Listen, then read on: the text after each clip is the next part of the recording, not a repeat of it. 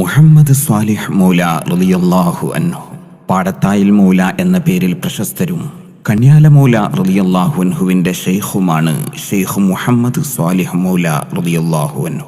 നേർപഥത്തിലെ നിധികളുടെ ആഴിയാണി ജമാലി. പൊന്നാനി, വെളിയങ്കോട് ഭാഗങ്ങളിൽ പഴയകാലത്ത് ഫക്കീറുമാർ വീടുവീടാന്തരം കയറിയിറങ്ങുമായിരുന്നു.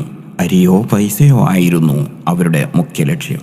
അതേ നാട്ടിൽ വെച്ച് ഒരു ഉമ്മയുടെ അരികത്ത് ഒരു ഫക്കീർ കടന്നു വന്നു.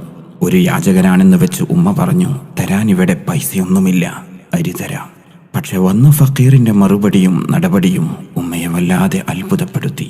നിങ്ങൾക്ക് ഒരാൺകുഞ്ഞ് ജനിക്കുമെന്ന് പറഞ്ഞ് ഫക്കീർ ഉടൻ അപ്രത്യക്ഷമായി. കാലങ്ങൾക്ക് ശേഷം ഉമ്മ ഗർഭിണിയായപ്പോൾ വീണ്ടും ഫക്കീർ വീട്ടിൽ വന്നു. മകന് മുഹമ്മദ് സ്വാലിഹ് എന്ന് പേര് വിളിക്കണമെന്ന് നിർദ്ദേശിച്ചു.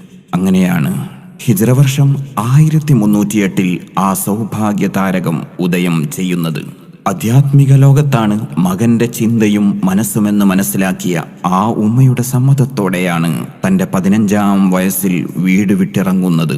അത് ദീർഘമായ യാത്രയായിരുന്നു. വിവാഹത്തിന് വേണ്ടി വീട്ടിലേക്ക് തിരിച്ചു വന്നെങ്കിലും വീണ്ടും യാത്ര തന്നെ. ആയിടക്കാണ് നാഗൂർ ഷാഹുൽ ഹമീദ് തങ്ങളുടെ മക്കാമിൽ എത്തിപ്പെടുന്നത്. ഒരു മുറബ്ബിയെ ലഭിക്കുമെന്ന അറിയിപ്പുണ്ടാകുകയും അത് ബന്ദർമൗല തങ്ങളിലേക്കാണെന്ന സൂചന കിട്ടിയതോടെ ആ സത്യത്തെ പുൽകാനുള്ള യാത്രയും അന്വേഷണവുമായിരുന്നു പിന്നീടങ്ങോട്ട് സമയം മുഴുക്കയും. ഇക്കാലയളവിലാണ് ലക്ഷദ്വീപിൽ നിന്നും മംഗലാപുരത്തേക്ക് ബന്ദർമൗല റളിയല്ലാഹു അൻഹു വരുന്നതും ഇടയിൽ വെച്ച് കണ്ടുമുട്ടുന്നതും. കണ്ടപാടെ ആലിംഗനം ചെയ്തു. ബന്ദർമൗല റളിയല്ലാഹു അൻഹു പറഞ്ഞുവെത്രേ, ഞാനാണ് നിന്റെ മുറബ്ബി. മുമ്പ് വീട്ടിൽ വന്നതും പേര് നിർദ്ദേശിച്ചതും ഞാൻ തന്നെ. തേടിയലഞ്ഞ ആ സത്യത്തോടൊപ്പം 40 വർഷത്തോളം സഹവസിച്ചു.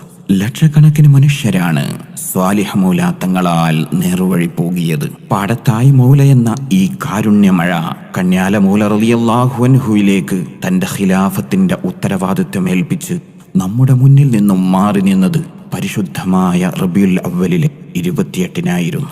ഷെയ്ഖുന കന്യാല മൗല റളിയല്ലാഹു അൻഹുവിന് ശേഷം ഷെയ്ഖുന ചപ്പാരപ്പട ഉസ്താദാണ് ഈ മഹനീയ ത്വരീഖിലേക്കുള്ള ഹക്കായ വഴി.